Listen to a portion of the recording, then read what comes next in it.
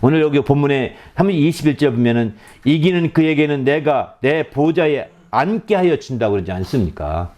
내 보좌에 함께 앉게 해 주시겠다고 이렇게 말씀합니다. 바로 내가 이기고 아버지 보좌에 함께 앉은 것처럼 그렇게 하겠다는 것입니다. 그러니 보십시오. 우리 신앙생활하는 자들에게 있어서는 이 보좌는 정말 가장 중요한 것이죠. 마치 학생에 있어서 가장 중요한 게 시험이라고 그러잖아요. 아무리 공부 잘해도 시험에서 뭐 성적이 제대로 안 나오면 이제 사실 정말 황당하지 않습니까? 이런 것처럼 이 보좌는 마치 마지막 시험 보는 것과 똑같아요. 물론 학교의 시험은 대개 뭐 선택형이 많지만 그러나 이 보좌는 인터뷰 시험입니다. 그냥 이 보좌에서는 그 사지선자 같은 시험이 아니라 인터뷰를 중심으로 하는 거거든요. 내가 그동안에 어떻게 살았는지 주님 물어보실 것입니다. 그 말에 내가 어떻게 말할 것인가 시험 준비가 안 돼 있는 사람들은 그날에 황당하지 않겠습니까? 여러분 시험 문제 받아놓고서 공부가 제대로 안 된 사람은 황당함을 느끼잖아요. 공부가 된 사람은 얼마나 쾌재가 불러지는 이루 말할 수 없습니다. 저는 이제 사실 저 같은 경우는 공부에 대해서 시골에 완전 산골에 자랐기 때문에 거기선 날고 겼는데 서울 갔더니 중간이나 안 되더라고요. 상류대학 갔으니까요, 저는. 그 정도로, 그냥 시골에서는 아주 날고 겼습니다. 그냥 처음부터 날고 겼느냐? 그렇지 않았습니다. 처음에는 30등, 40등, 35등, 맨 이렇게 60명 중에 30등 중간도 밑이었어요. 그런데 제가 이것을 이제 어느 날 선생님 신부 4학년 때 어느 날 시험 보는 갔는데 교무실에 갔더니 칠판에 월별 계획표가 있더라고요. 저는 그 전에 한 번도 교무실에 안 갔었기 때문에 그게 있는지 없는지 모르고 시험 본다고 뭐 무관심하게 들으니까 그냥 언제도 몰라요. 그런데 그날 갔다 봤더니 이달 말에 시험 있다고 그러네. 그걸 발견하고서 한번 이건 진짜 내가 좋은 소식이다. 남들 알려주면 나 혼자 공부 좀 해봐야 되겠다. 이렇게 해서 공부하기 시작했는데 공부했더니요 이게 완전 20등 안에 막 10등 가까이 되는 거예요. 그래서 이제 그때 마침 누님이 왔어요. 저 위에 형이 둘 있고 위에 누님이 계시거든요. 누님은 이제 서울 인천에 가서 돈을 벌고 있었는데 누님이 때마침 집 왔는데 그 누님한테 자랑을 했죠. 누나가 업어 키웠으니까 저를. 그래서 자랑했더니 누나가 너무 기뻐하면서 너 10등 안에만 들어봐. 내가 막 학용품 많이 사줄게. 이러더라고요. 그래가지고 뭐 이제 다시 한번 몰래 교무실 가서 알아봤더니 또 언제가 또 확인할 수 있었죠. 이게 깨를 쓴 거죠. 그래서 이제 공부했더니 진짜 10등 안에 들어갔어요.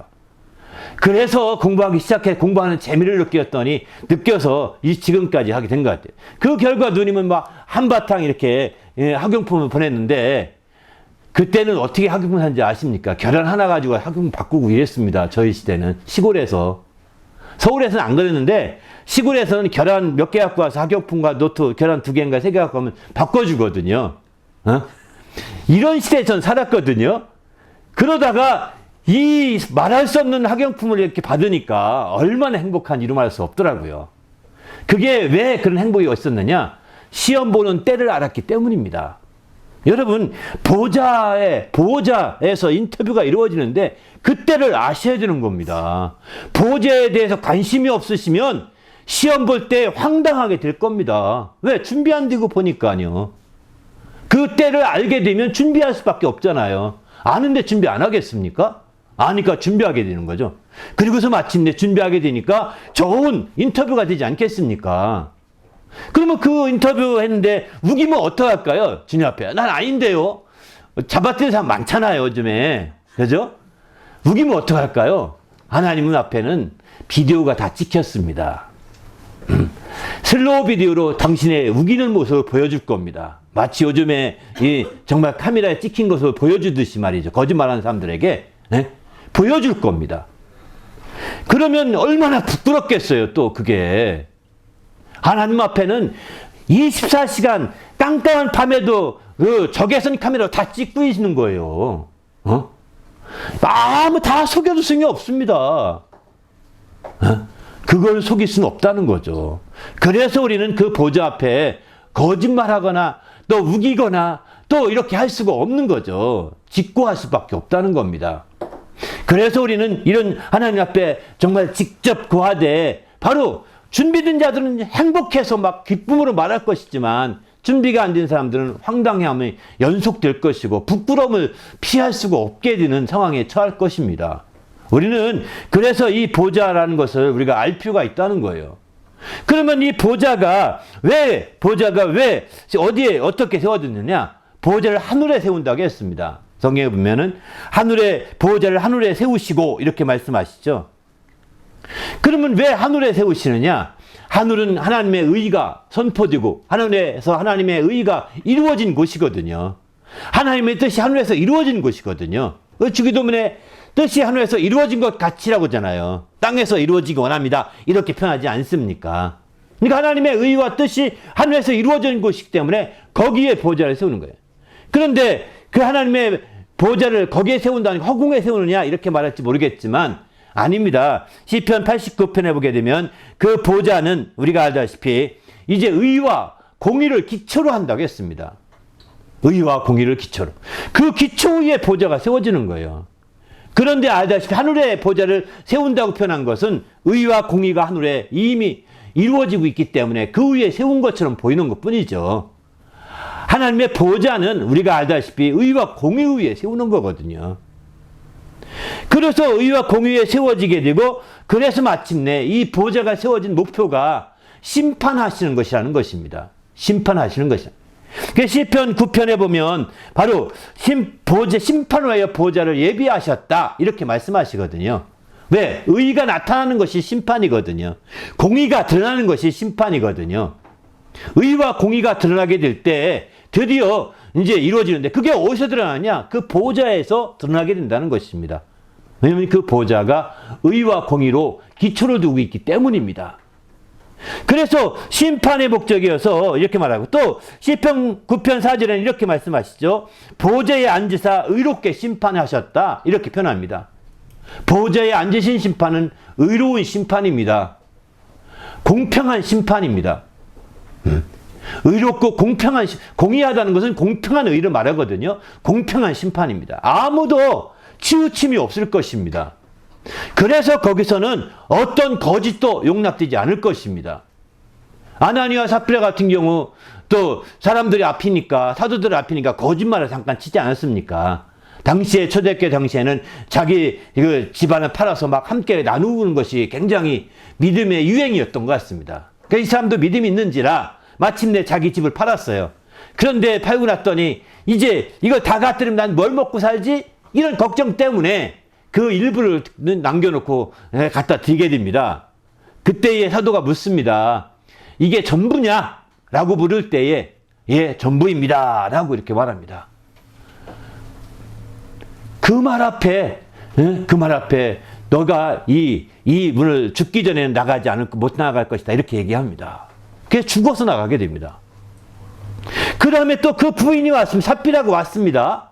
삽비라고 왔는데 이게 전부냐? 라고 물어보니까 전부라고 또 말합니다. 둘이 짠 거죠. 네? 안 짰으면 이렇게 말하기 어렵잖아요. 짠 거예요, 사실은. 이게 전부라고 하니까 네 남편이 죽어서 나가 장례에 왔는데 그 사람들이 올 때 너를 데려갈 것이다. 이렇게 말합니다. 그래서 죽습니다. 그 자리에서. 즉사합니다.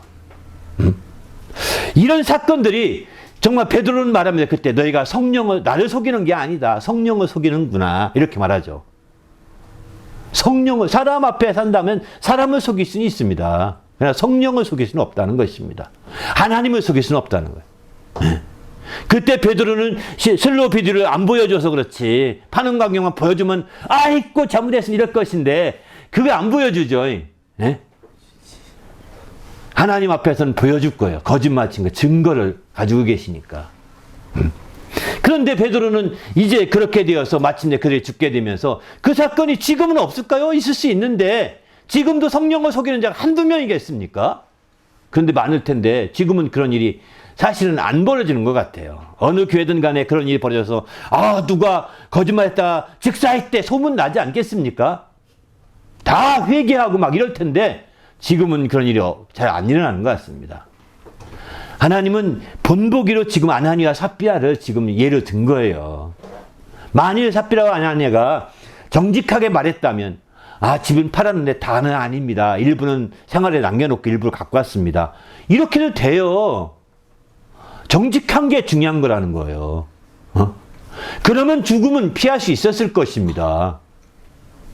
그런데 정직하지 못하고 그렇게 한 것이 죽음으로까지 뭐라는 거예요, 자기 자신을.